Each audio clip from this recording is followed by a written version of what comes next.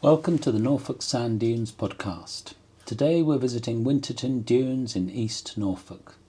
This and our other podcasts have been made possible by the Interreg 2Cs Endure project, which has received European Development Fund finance, and the Open University's Norfolk Living Dunes project.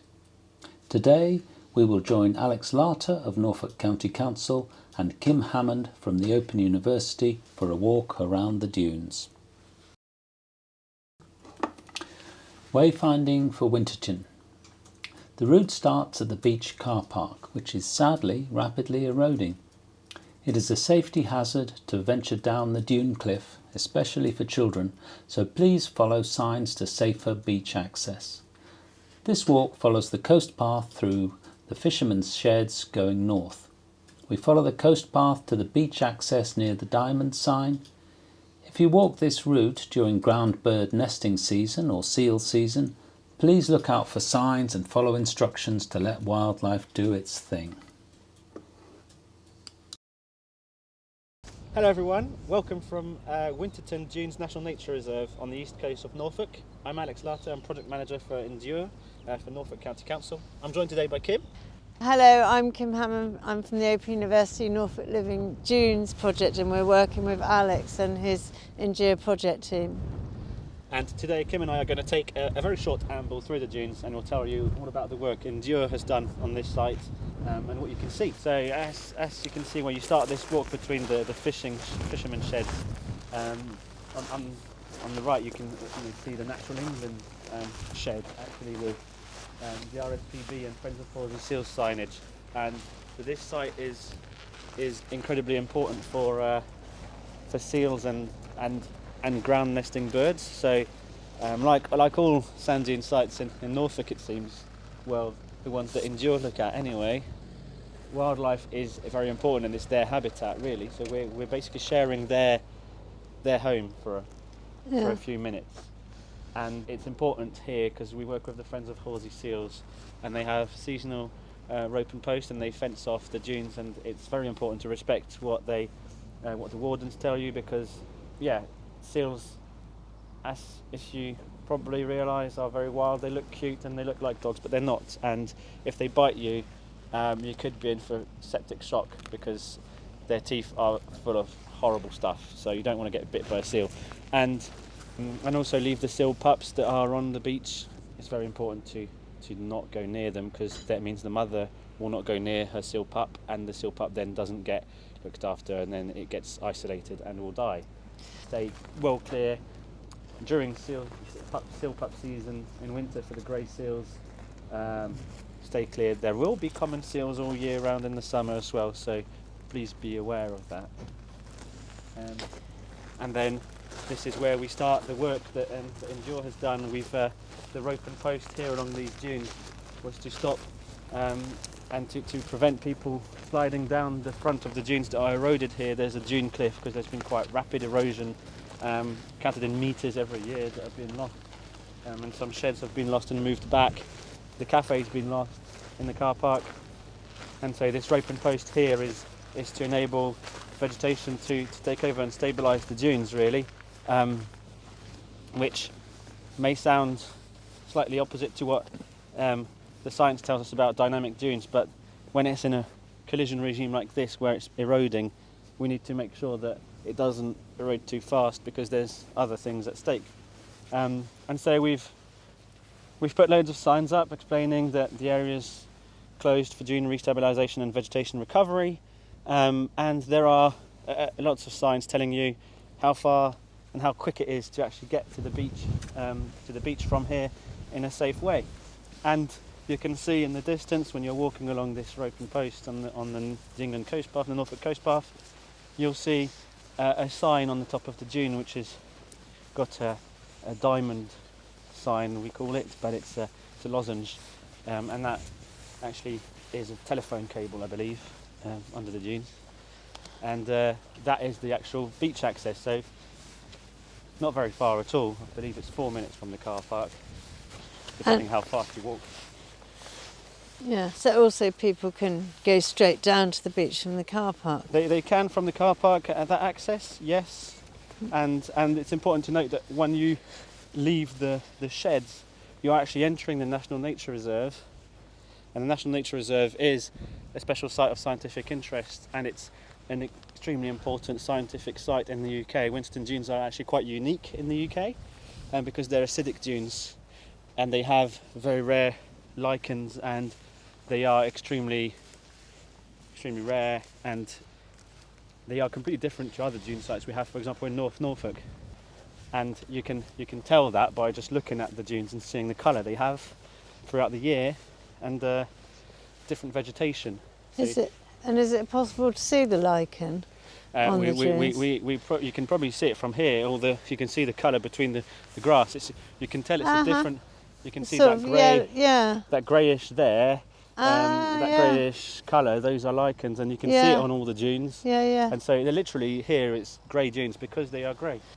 And so this site, compared to other dune sites in Norfolk, as when you get to this point on the path, and you can sort of sense the size and the sheer size of it, and it goes for miles, and it is very wide, and the tallest point in the distance on that very tall sand dune in the distance is 25 metres above sea level.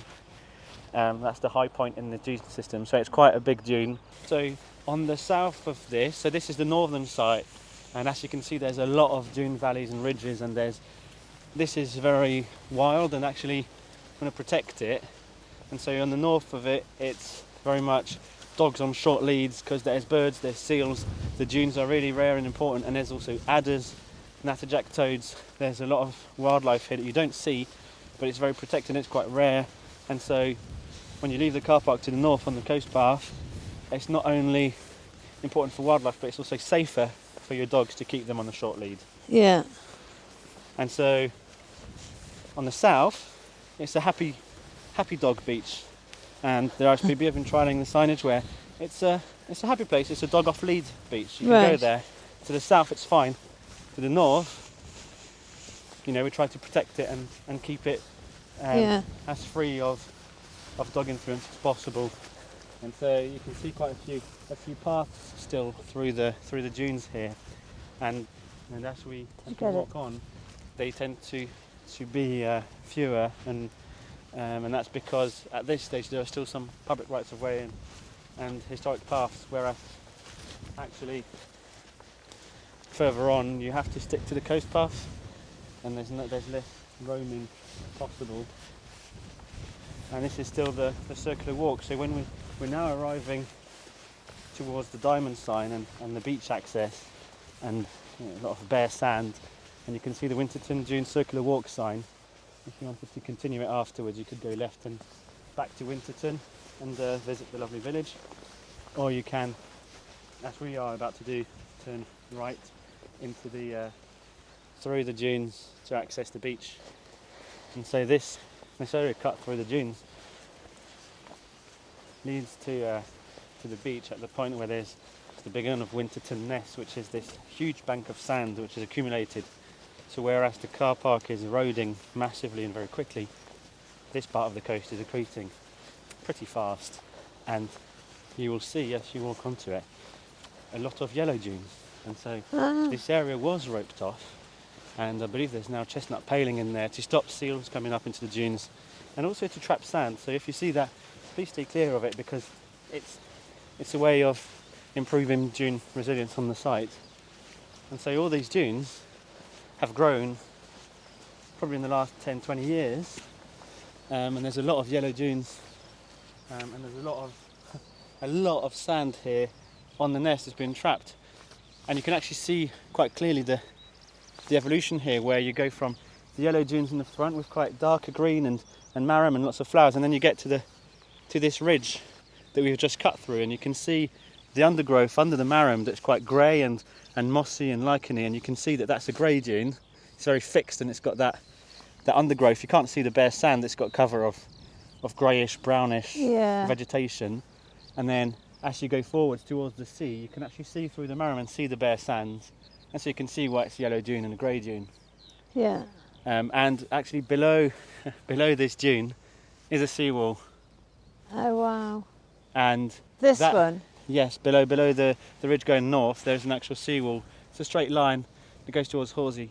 And at Horsey, you can actually see the seawall with the dune on top of it, and you can actually see the seawall through it because of erosion.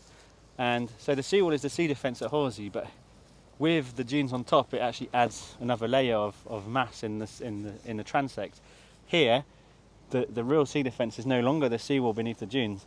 The real sea defence is all this massive width of ness with these yellow dunes and this dynamic dune system that's grown in front of it. And really, this is an argument for nature-based solutions, and this is the argument for planting dunes in front of a seawall or a dike in cities, because imagine having a city that's struggling against, storms and sometimes has flooding from massive storms, or the waves hitting the seawall. Well, how about you've got this dune system in front of it and it doesn't happen, and you've got this wonderful protection really, and it's resilient to climate change and sea level rise, and it's just, and also it adds recreation value. You've got the dunes, you've got the beach, you've got nature. So what kind of cities would? Well, you could imagine a lot of cities and towns in the UK, like places like Yarmouth and Lowestoft, have massive seawalls on the beach, and there's this funny story of a cafe owner on the beach on the dunes at Yarmouth. Every year they cleared the path to the beach for people to walk down, so that they could have the boardwalk, and it was accessible, and it was basically clearing everything and all the strand line, all the vegetation, so the dunes couldn't grow. And and with COVID and everything, they didn't clear it, and lo and behold, in 18 months embryo dunes have formed and it's grown, and they were complaining about it, and people were commenting saying, so you're complaining, but now you've actually got a better sea defence, it's actually better. You're complaining about nature actually doing its thing. And it was quite funny, because it just goes to show, if you let nature do its thing, there is potential for it, and actually we're stopping it creating our defence for us in lots of these places. By putting in man-made infrastructure, we're stopping this from happening.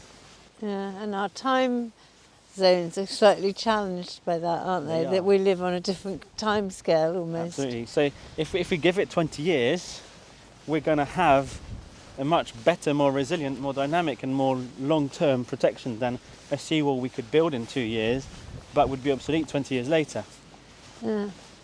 And why do they put the chestnut paling in to stop? Why do they want to stop the seals going in the dunes? They want to stop the seals going up into the dunes, because then it's where the walkers are. So it's a double protection when they fence it off. So they don't want, because when dog walkers are walking through dunes, and it can cause problems. It's mainly for seal pups, because seal pups will try to go up and hide in the dunes, and if they go too far up, then they can get lost and it creates problems. But this is more. Okay. It also is a double thing, so it's protecting seals, and it's also protecting the dunes as well. So it means that it traps sand and it will help grow the dunes. Uh-huh. But if you can see, just walking towards the left and walking towards the little turn signage, you can see a lot of embryo dunes and little clumps of early. This is a brilliant example where it's not marram, but you can see the start of dune formation. You can see this clump of sands just grown, and then the marram will come from the next clump along with its rhizomes, and it'll come and colonize it, and you can see all these plants growing out under the sand and throwing out their roots and their rhizomes to grow, and you can see it's like just spreads. It's like a netting. Yeah, and that's just fixating the dune, fixing the sands. But in a way you're protecting a habitat. Dunes aren't just dunes, they're a place where different things live. Yeah, you're protecting hundreds of invertebrates and different species. Thank you for listening to the Norfolk Sand Dunes podcast. This podcast was recorded, produced and edited by Kim Hammond and Chris Bonfiglioli for the Open University Norfolk Living Dunes project. Special thanks for this podcast go to Mel Gillings and Sydney Jacus of Norfolk County Council, Professor George Revill of the Open University, Rick Southwood and John White of Natural England, Winterton Parish Council, the RSPB and Peter Ansell of Friends of Horsey Seals for their support and participation. We hope you've enjoyed learning more about Norfolk's wonderful dunes. For more information, please head to www.endure.eu.com. And remember, please respect and protect your dunes and enjoy wildlife responsibly.